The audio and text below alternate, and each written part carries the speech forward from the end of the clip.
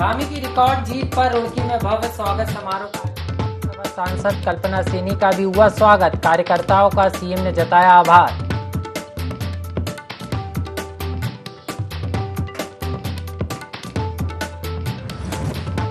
मुख्यमंत्री ने अपने आवास पर सुनी लोगों की समस्याएं, अधिकारियों को दिए उचित समाधान के निर्देश।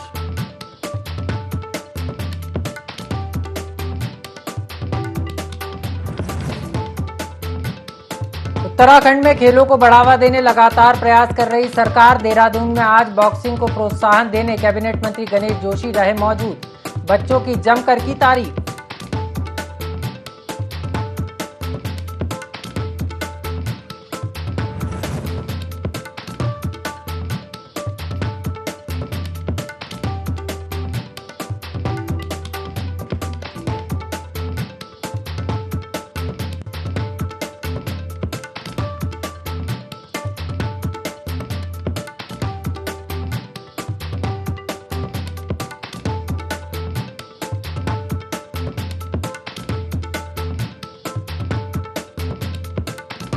कांग्रेस के पूर्व सांसद मानवेंद्र सिंह ने देहरादून में की प्रेस कॉन्फ्रेंस। अग्निपथ योजना को लेकर भाजपा सरकार पर साधा जमकर निशाना। कहा, देश और युवाओं के साथ खिलवाड़ है अग्निपथ योजना।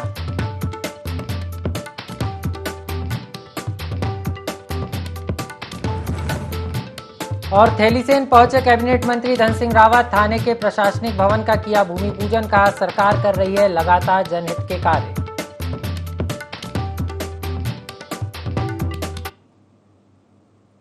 नमस्कार, देवभूमि लाइव आप देख रहे हैं। मैं हूं आपके साथ आकाश सैन और अब खबरों की शुरुआत करेंगे रुड़की से, जहां पर रुड़की के नेहरू स्टेडियम में सम्मान समारोह आयोजित किया गया, जहां उपचुनाव में ऐतिहासिक जीत हासिल करने पर मुख्यमंत्री पुष्कर सिंह धामी का सम्मान किया गया। साथ ही डॉक्टर कल्पना सैनी को भी राज्यसभा सांसद मनोनीत होने पर सम्मानित किया गया। सीएम ने धन्यवाद देते हुए कहा कि कार्यकर्ताओं की मेहनत और समर्पण भाव ने उत्तराखंड में वापस सरकार बनाने और मिथक तोड़ने का काम किया है। सांसद कल्पना सैनी को बधाई देते हुए कहा कि वे इस दायित्व को पूरी निष्ठा और ईमानदारी से निभाएंगी। राज्य और केंद्र सरकार मिलकर 2025 तक का उत्तराखंड को हिंदुस्तान का सर्वश्रेष्ठ और आदर्श राज्य बनाया जाएगा। सीएम ने कहा कि ये गर्व की बात है कि हम सब में व्यक्ति से बड़ा दल, दल से बड़ा देश जैसी विचारधारा से जुड़े हैं।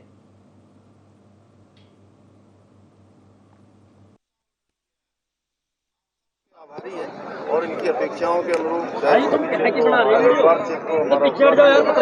आगे बढ़ाने के लिए हम और ज्यादा अपना संकल्प लेते हैं। सभी के प्रति जो है हमारी जो उनकी अपेक्षा है, उनकी अपेक्षा हम लोग काम करेंगे। हमारी सरकार का अच्छा आईडी नहीं आ रही बस इस क्षेत्र से लगातार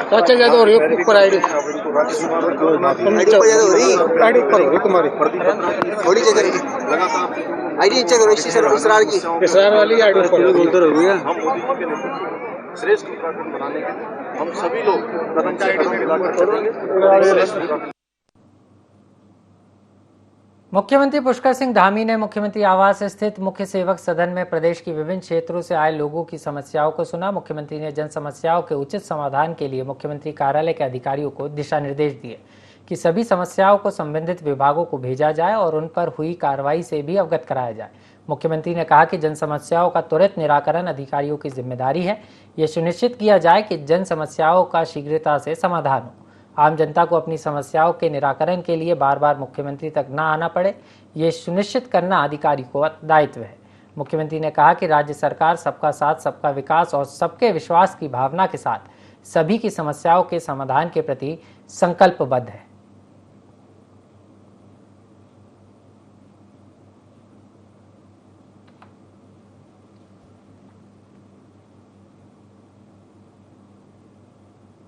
और अब बात करेंगे उत्तराखंड में खेलों को बढ़ावा देने के लिए लगातार सरकार काम कर रही है। इसी क्रम में खेल से जुड़े युवाओं और बच्चों की प्रतिभाओं को निखारने के लिए सरकार द्वारा उन्हें प्रोत्साहित किया जा रहा है। राजधानी देहरादून के परेड मैदान में बॉक्सिंग रिंग में प्रदेश भर से आए बच्चों और युवाओं ने प्रतियोगिता में हिस्सा लिया। इस मौके पर कैबिनेट मंत्री गणेश जोशी ने कहा कि प्रधानमंत्री नरेंद्र मोदी लगातार खेलों को बढ़ावा देने का काम कर रहे हैं। इसके साथ ही उन्होंने आज हमारे देश में तमाम सारे युवा खेल में अपना कैरियर बना रहे हैं और देश का नाम रोशन कर रहे हैं। वहीं कैबिनेट मंत्री गणेश जोशी ने सभी प्रतिभागियों से मुलाकात कर उन्हें खेलों के लिए प्रोत्साहित भी किया।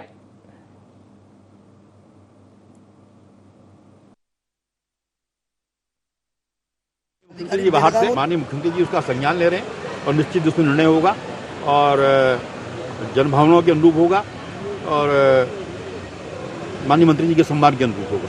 माननीय मुख्यमंत्री जी बाहर से माननीय मुख्यमंत्री जी उसका संज्ञान ले रहे हैं और निश्चित उसमें निर्णय होगा और जनभावनाओं के अनुरूप होगा और माननीय मंत्री जी के सम्मान के अनुरूप होगा।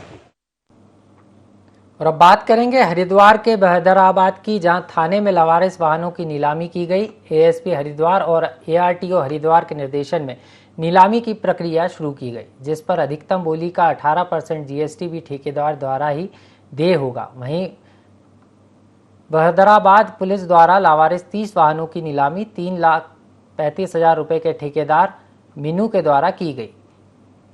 नीलामी में 130 ठेकेदारों ने भाग लिया। नीलामी के दौरान एएसपी हरिद्वार, रेखा यादव, एआरटीओ हरिद्वार और थाना अध्यक्ष नितेश शर्मा उपस्थित रहे। इस दौरान नितेश शर्मा थाना अध्यक्ष ने कहा कि नीलामी प्रक्रिया शांतिपूर्ण तरीके से संपन्न की गई है। किसी प्रकार का दबाव किसी ठेकेदार के ऊपर नहीं बनाया गया। नियम अनुसार ही नीलामी की प्रक्रिया सकुशल संपन्न कराई गई है।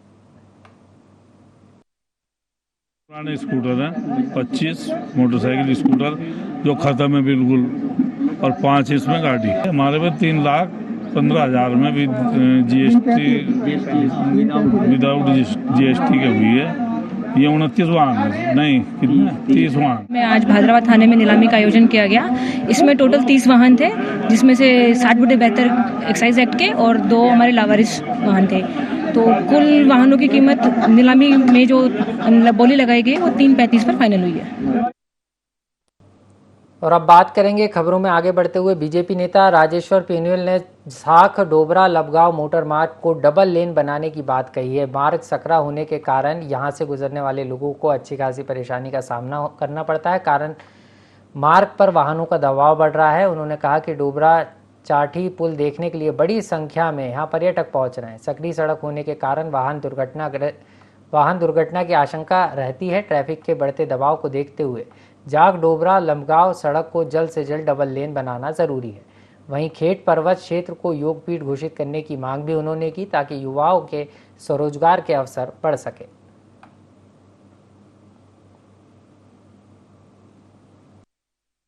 रुद्रापट्टी या शेर मुखेम इधर से होती हुई जो रोड जा रही है, इस रोड को भी कहीं ना कहीं से आप नेशनल हाईवे है उसमें लाएं, जिससे चौड़ी हो जाए। तो कम से कम जो टिहरी झील के कारण से हमें नुकसान हुआ है, कुछ उसकी भरपाई यात्रियों के द्वारा हो सके। अब खबरों में आगे बढ़ेंगे, बात करेंगे मानसून काल को देखते हुए चंपावत के डीएम नरेंद्र सिंह भंडारी ने चंपावत से लेकर घाट पनार तक एनएच का निरीक्षण किया। डीएम भंडारी ने निरीक्षण के दौरान अधिकारियों को डेंजर जोन में जेसीबी मशीन रखने और नेशनल हाईवे के किनारे गिरे बोल्डर्स और मलबे को तत्काल हटाने, सड़कों में हुए गड्ढे में पेचवर्क करने और बंद पड़ी नालियों और सकरों को तत्काल खोलने, ड्रेनेज व्यवस्था को मजबूत बनाने और दुर्घटनाग्रस्त क्षेत्रों में सुरक्षा व्यवस्था को मजबूत बनाने के निर्देश अधिकारियों को दिए। वहीं डीएम भंडारी ने अधिकारियों को मानसून काल में कतई लापरवाही न बरतने की भी बात कही। इस दौरान एनएच, पीएमजीएसवाई, आपदा प्रबंधन और वन विभाग के अधिकारी भी मौजूद रहे।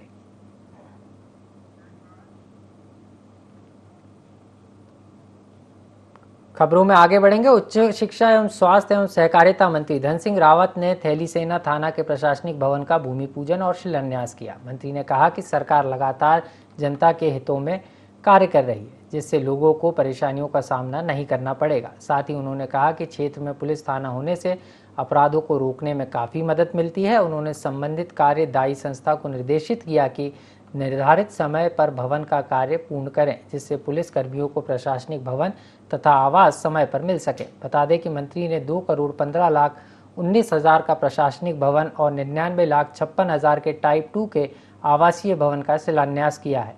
उन्होंने कहा कि इस तरह अन्य क्षेत्रों में भी तेजी से विकास कार्य किए जा रहे हैं। वहीं इस मौके पर वरिष्ठ पुलिस अधीक्षक यशवंत सिंह चौहान ने थाना अध्यक्ष तथा सिंचाई विभाग के जेई सुनील उप्रेती को निर्देशित किया कि आधुनिकतम सुविधाओं से युक्त निर्मित होने वाला थाने के भवन, टाइप 2 के आवास 4 आवासीय भवनों का समय पर निर्माण कार्य पूर्ण करें, जिससे नवनिर्मित थाने में पुलिस कर्मचारियों व अधिकारी लॉ एंड ऑर्डर कायम रखने के लिए बेहतर माहौल में कार्य करके अपना अपराधों पर अंकुश लगा सकें। थाने के नए भवन में भूतल पर गाड़ियों के लिए पार्किंग, थाना अध्यक्ष रूम, ड्यूटी ऑफिसर रूम, महिला हेल्प डेस्क, महिलाओं व बच्चों के लिए कक्ष, पुरुष व महिलाओं के लिए अलग अलग लॉकअप, पूछताछ कक्ष, मालखाना, स्टोर रूम, असल कक्ष, असला कक्ष, रिकॉर्ड रूम सहित अन्य निर्माण किया जाएगा।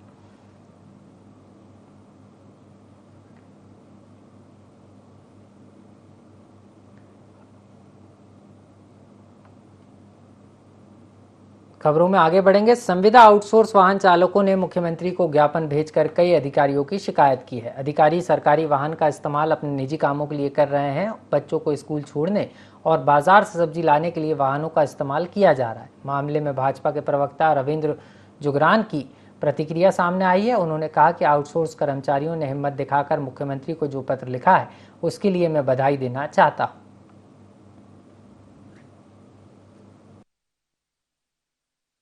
देखिए, आउटसोर्सिंग चालक संघ ने जो ये हिम्मत जुटाई, सबसे निचले स्तर पे काम करने वाला हमारा कर्मचारी जिसको बहुत ही कम वेतन मिलता है, मैं उसको बधाई देना चाहूंगा कि अपने अधिकारियों और ऐसे गलत लोगों के विरुद्ध उन्होंने मोर्चा लेने की हिम्मत दिखाई और माननीय मुख्यमंत्री जी को पत्र लिखा, यह अवगत कराते हुए कि गाड़ियों का दुरुपयोग हो रहा है, कर्मचारियों का शोषण हो रहा है, उनके साथ दुर्व्यवहार हो रहा है, उनके साथ और भी अन्य तरीके से दुर्व्यवहार किया जा रहा है।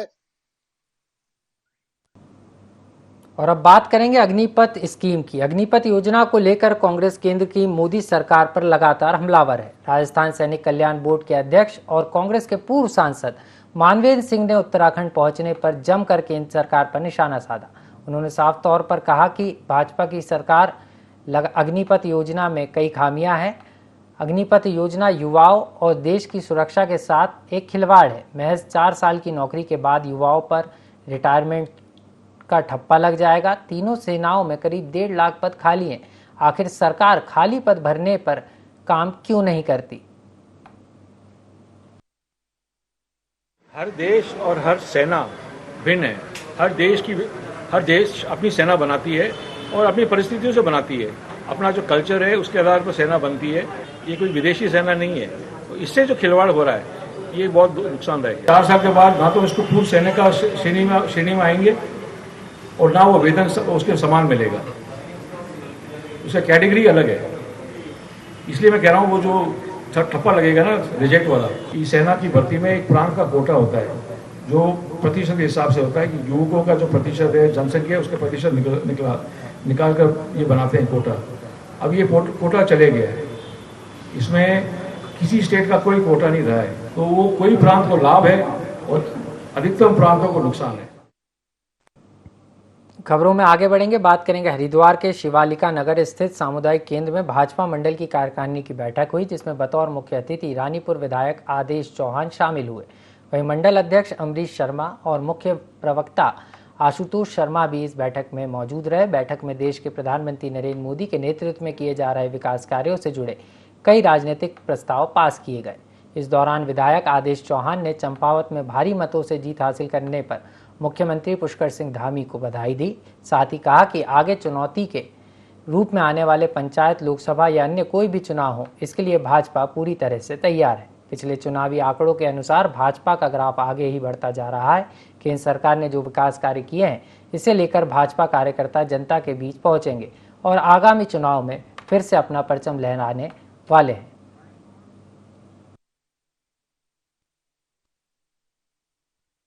रानीपुर शिवालिक नगर मंडल की ये कार्य समिति का आज यहाँ आयोजन किया गया है और इसमें जो संगठनात्मक गतिविधियाँ विगत कोरोना काल में हम लोगों की कोई फिजिकल बैठक नहीं हो पाई थी, तो तब से अब तक जो संगठनात्मक गतिविधियाँ रही, हमारे विधानसभा चुनाव में जो हमारे रिजल्ट रहे, किस प्रकार से हम लोग कहाँ अच्छा कर पाए, कहाँ हमारी परफॉर्मेंस में कमी रही, उन सब विषयों की समीक्षा और आगामी जो हमारे कार्यक्रम हैं संगठन के, उन सब की कार्य योजना, इस पर हम लोग आज इस बैठक में बैठकर चर्चा करने वाले हैं। राजनीतिक प्रस्ताव में वो सब बातों का उल्लेख किया है कि जो इस देश के यशस्वी प्रधानमंत्री नरेंद्र भाई मोदी जी के नेतृत्व में पूरे देश के अंदर जो विकास की गंगा बह रही है, साथ ही साथ जो अन्य क्षेत्रों के अंदर काम हो रहा है, तो उसके प्रति माननीय प्रधानमंत्री जी का, केंद्रीय सरकार का आभार व्यक्त करते हुए एक राजनीतिक प्रस्ताव यहाँ पर पास किया गया है। साथ ही साथ माननीय मुख्यमंत्री जी जिन्होंने ऐतिहासिक जीत चंपावत से दर्ज की है, उनको बधाई देने का। और पिछली विधानसभा और लोकसभा के अंदर हम थोड़ा बहुत भी कम रहे हैं। वैसे तो रानीपुर विधानसभा 2012 से लगातार ऐतिहासिक जीत, ऐतिहासिक वोट यहाँ से भारतीय जनता पार्टी को मिल रहा है, ऐतिहासिक जीत मिल रही है। लगातार हमारा रानीपुर के अंदर वोट परसेंटेज बढ़ रहा है। हम 26,000 से शुरू हुए थे, आज हम 56-57 हज़ार तक पहुंचे हैं। बुलेटिन में फिलहाल वक्त हो चला एक छोटे से ब्रेक का, हम जल्द हाजिर होते हैं।